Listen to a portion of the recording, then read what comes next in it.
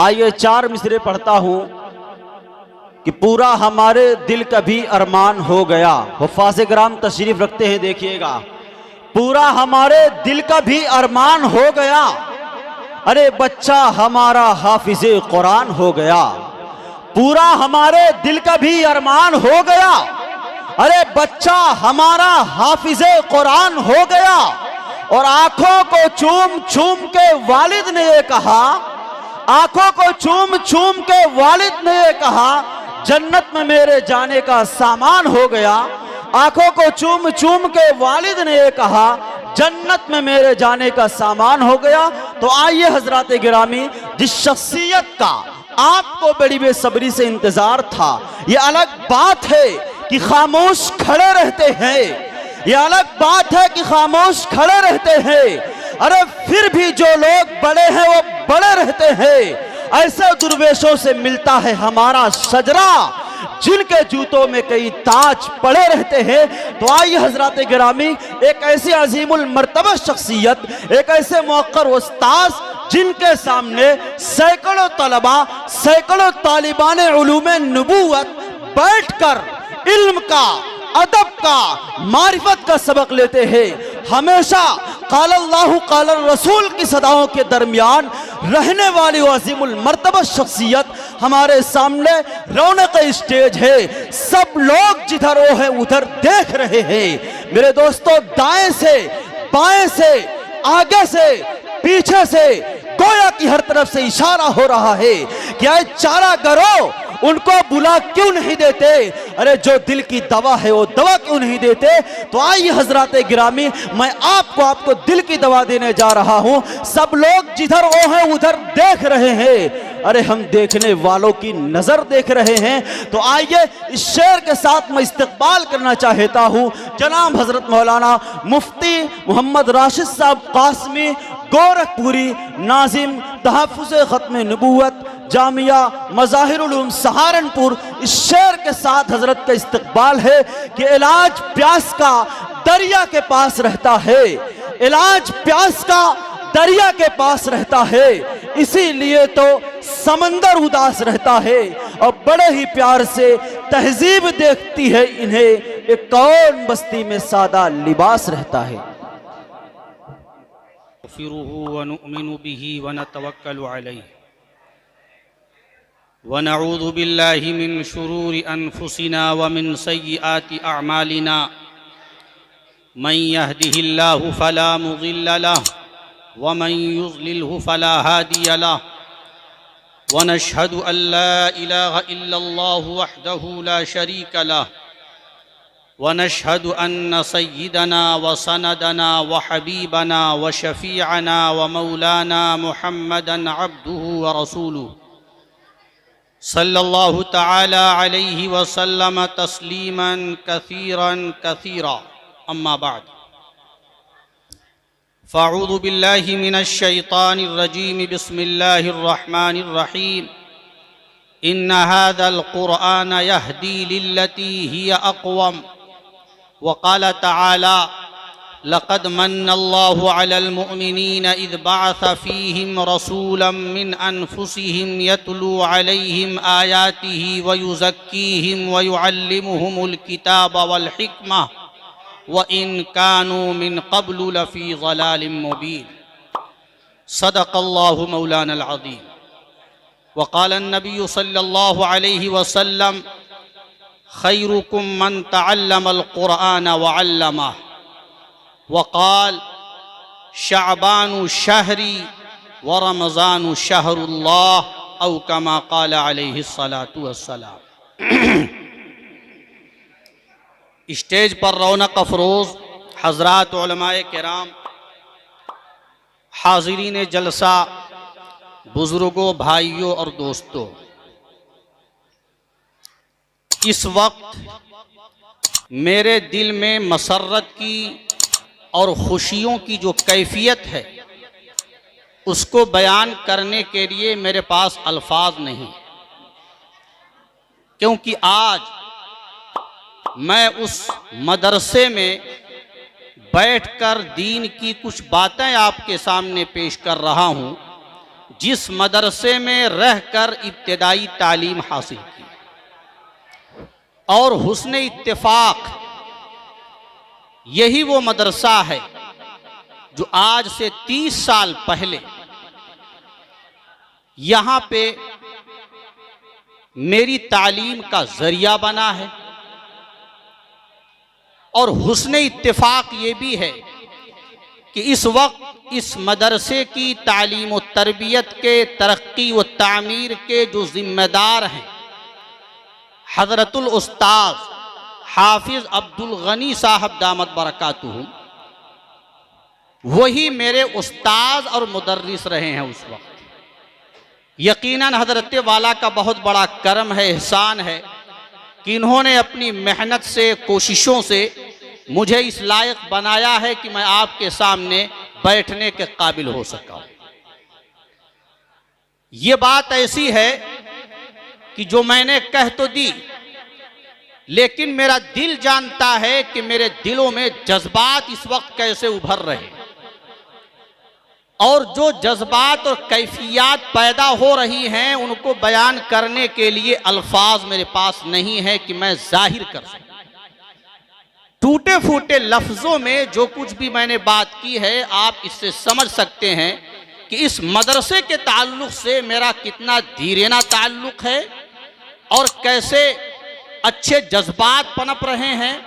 और फिर इस मदरसे के जितने मुआविनीन हैं, कारकुनान हैं, जिम्मेदारान हैं, मुदर्रिसीन हैं, असातिज़ा हैं, सबके लिए मेरी दुआओं में हिस्सा रहता था और है और आइंदा भी रहेगा। हज़रात गिरामी, तालीम के लिए 3 चीजें जरूरी हैं। एक तो निसाब का होना या किताब का होना, और दूसरी चीज तालीम में है उस्ताद का होना, मुदर्रिस का होना, और तीसरी चीज है तालिबे इल्म का होना। तालीम में ये तीनों चीजें अगर दुरुस्त हैं तो तालीम बेहतर से बेहतर होगी, उम्दा से उम्दा होगी, बेस्ट से बेस्ट होगी। और अगर इन तीनों में किसी चीज की कमी है, नक्स है, कोताही है, तो फिर तालीम नामुकम्मल होगी, नाकिस होगी, और ये तालीम मंजिले मकसूद तक पहुंचा नहीं सकती। 3 चीजों का मैंने जिक्र किया। एक तो किताब का होना या निसाब का होना, दूसरे उस्ताद और मुदर्रिस का होना, और तीसरे तालिबे इल्म का होना। जहां तक बात किताब की है, जो किताब यहां पढ़ाई जाती है, इस वक्त तो लफ्जों ही की कोशिश होती है कि लफ्जों को रटा दिया जाए, अल्फाज कुरानी को पढ़ा दिया जाए। लेकिन क्या पता अगर हम इत्तेफाक और इत्तेहाद के साथ इस मदरसे से जुड़े रहेंगे और मदरसे की तरक्की व तामीर में हिस्सा लेते रहेंगे, तो इंशाअल्लाह वो दिन भी आएगा जब इस मदरसे के अंदर अल्फाज कुरानी के साथ मानी कुरान की भी तालीम होगी, अहादीस तय्यबा की भी तालीम होगी, इरशादात रसूल अकरम सल्लल्लाहु अलैहि वसल्लम की भी तालीम होगी। मैं अर्ज़ ये कर रहा हूं कि 3 चीजों में से एक चीज है किताब या निसाब का होना।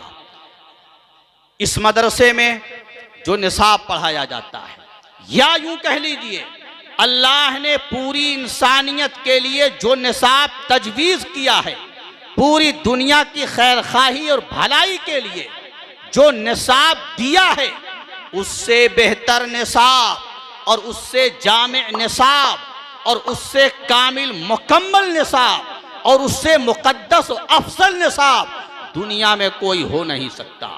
दुनिया की ताकतें मिल करके इससे उम्दा और इससे अफजल और इससे मुकद्दस और इससे कामिल मुकम्मल निसाब तैयार नहीं कर सकती।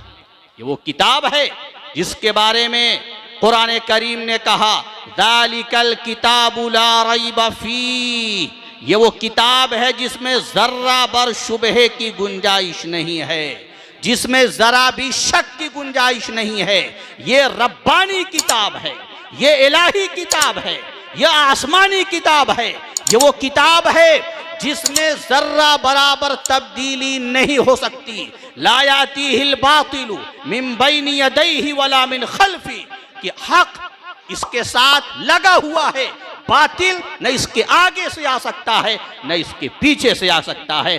दुनिया वालों ने, इस्लाम दुश्मन ताकतों ने कुरान करीम को बदलने की कोशिश की, कुरान को मिटाने की कोशिश की, लेकिन तारीख गवाह है, दुनिया जानती है, पूरी कायनात शाहिद है कि उनको मुंह की खानी पड़ी, कुरान करीम में एक लफ्ज की तब्दीली नहीं कर सके। हुकूमतें आई, कितनी हुकूमतें बदली, कितने इनकलाबात आए, कितनी सल्तनतें तहोबाला हुई, लेकिन कुरान 1400 साल पहले जिन लफ्जों के साथ था, आज भी 1400 साल गुजरने के बाद उन्हीं लफ्जों के साथ महफूज है। और मेरा दावा है और यकीन के साथ ये बात कहता हूं कि क़यामत के आखिरी सुबह तक कुरान करीम ऐसे ही मौजूद रहेगा। है कौले नबी, इरशाद खुदा, फरमान न बदला जाएगा, बदलेगा जमाना लाख मगर कुरान न बदला जाएगा। तो ये है वो कुरान करीम।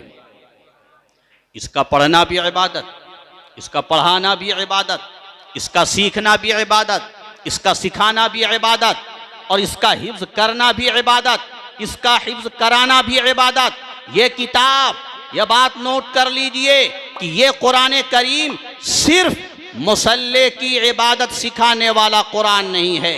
ये किताब अजीम सिर्फ तस्बीहात सिखाने वाली किताब नहीं है। ये किताब सिर्फ आपको रोजे नमाज के मसाइल बताने वाली किताब नहीं है। ये किताब इबादत सिर्फ नहीं है, बल्कि किताब हिदायत है। क्या माना है किताब हिदायत का? किताब हिदायत बच्चे के पैदा होने से लेकर के मरने तक, और मरने के बाद कब्र में दाखिल होने तक, और कब्र से उठने तक, हश्र में जमा होने तक, फिर जन्नत में दाखिल होने तक कदम कदम पर रहनुमाई करने वाली किताब है। इन्ना हादल कुरान यहदी लिल्लती हिया अक़वम। ये कुरान रहनुमाई करता है और बेहतरीन रहनुमाई करता है। जिस तरह एक बाप अपने बच्चे की उंगली पकड़ कर लेके चलता है, रास्ते में खाई से भी बताता है, नशेब फराज से भी बचाता है, उसे गिरने से भी बचाता है, ठोकर लगने से भी बचाता है, उंगली पकड़कर मंजिल तक पहुंचा देता है। इसी तरह कुरान करीम से जो वाबस्ता हो जाता है, ये कुरान उसकी उंगली पकड़कर जन्नत और मंजिल तक पहुंचा के छोड़ता है। कुरान जिसने पढ़ लिया उसके लिए कुरान काफी है, किसी और किताब हिदायत की जरूरत नहीं है, उसके लिए बस यही काफी है। कुरान बिस्मिल्लाह की बात से शुरू होता है और वन्नास की सीन पर मुकम्मल हो जाता है। दोनों हरफों को आप मिलाएंगे तो जो लफ्ज बनेगा वो होगा बस। बस का क्या माना?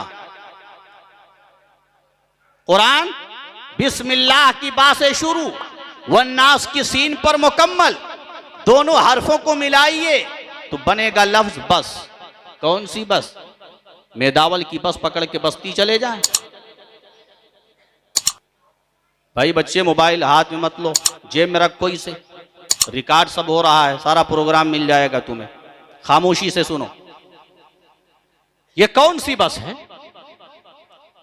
इस बस का मतलब समझिए, कुरान से जो वाबस्ता हो गया, कुरान जिसने पढ़ लिया, कुरान को जिसने अपना रहनुमा बना लिया, कुरान को वाजिबुल अमल समझ लिया और कुरान को अपनी जिंदगी में दाखिल कर लिया, फिर उसे किसी और किताब हिदायत की जरूरत नहीं है, उसके लिए बस यही काफी है।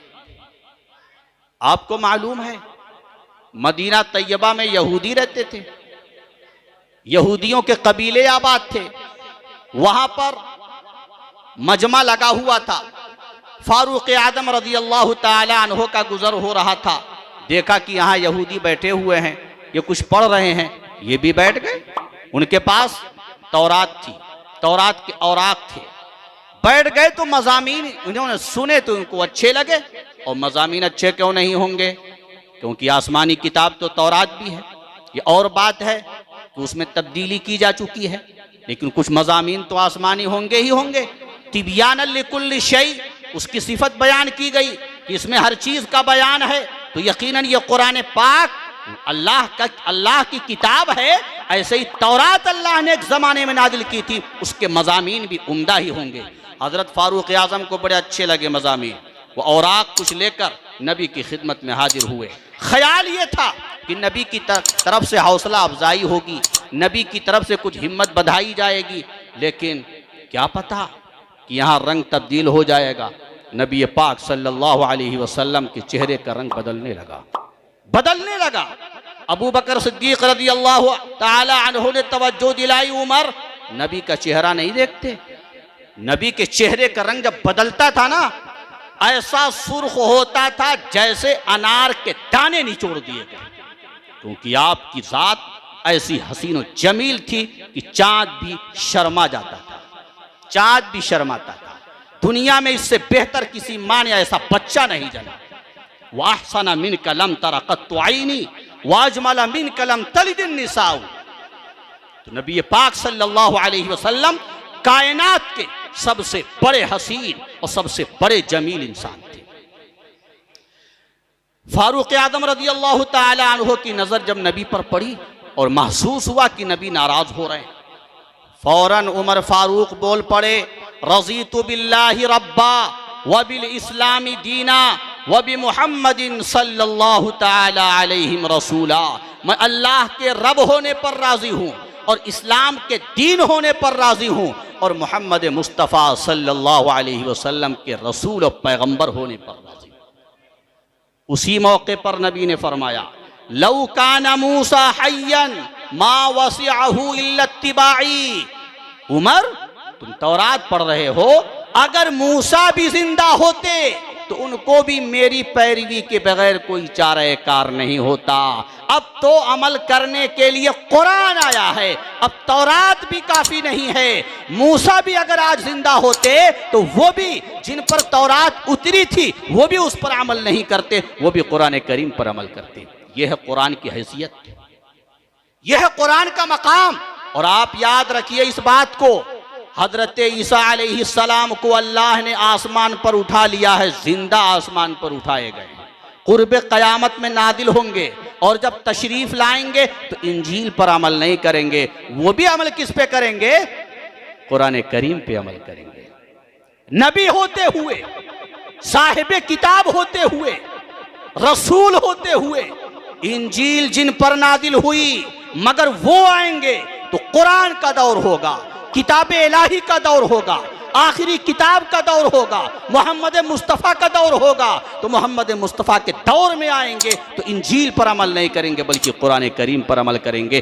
कैसी अजीमुशान किताब हमारे घरों के अंदर मौजूद है, हमारे मदरसों में पढ़ाई जाती है, हमारे छोटे छोटे नौनिहालान के सीनों के अंदर ये महफूज।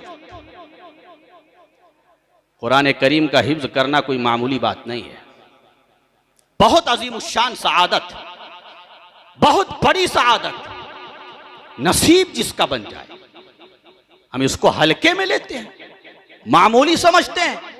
एक हाफिज कुरान का रिश्ता जुड़ जाता है अल्लाह से, क्योंकि वो अल्लाह के कलाम को अपने सीने में उतार रहा है और उसका सिलसिला चलते चलते चलते चलते नबी तक, फिर अल्लाह तक पहुंचता है। अगर कोई मुझसे पूछे, मैं दूसरों के बारे में तो नहीं जानता, लेकिन मुझसे अगर कोई सवाल करे, आपने कुरान करीम किससे पढ़ा, मैं कहूंगा कुरान करीम मेरे उस्ताद हाफिज अब्दुल गनी साहब ने पढ़ाया है और उनको उनके उस्ताद ने पढ़ाया है और उनको उनके उस्ताद ने पढ़ाया है और उनको उनके उस्ताद ने पढ़ाया है। ये सिलसिला चलते चलते आगे बढ़ते बढ़ते ताबीईन तक पहुंचेगा। ताबीईन कहेंगे कि हमें कुरान करीम सहाबा ने पढ़ाया है, सहाबा से सवाल होगा आपने किससे पढ़ा है, सहाबा कहेंगे हमें इमामुल अंबिया वल मुरसलीन हजरत मोहम्मद रसूलुल्लाह सल्लल्लाहु अलैहि वसल्लम ने पढ़ाया है। नबी कहेंगे मुझे जिब्राइल ने कलाम पेश किया है, जिब्राइल कहेंगे मेरे सामने अल्लाह ने कलाम फरमाया है। एक हाफिज कुरान का सिलसिला बढ़ेगा तो अल्लाह तक पहुंचेगा। बताओ आली मकाम है कि नहीं? बुलंद मकाम है कि नहीं, सआदत की बात है कि नहीं, खुश नसीबी की बात है कि नहीं। इस खुश नसीबी को, सआदत को हासिल करने के लिए ये मदरसे खुले हो।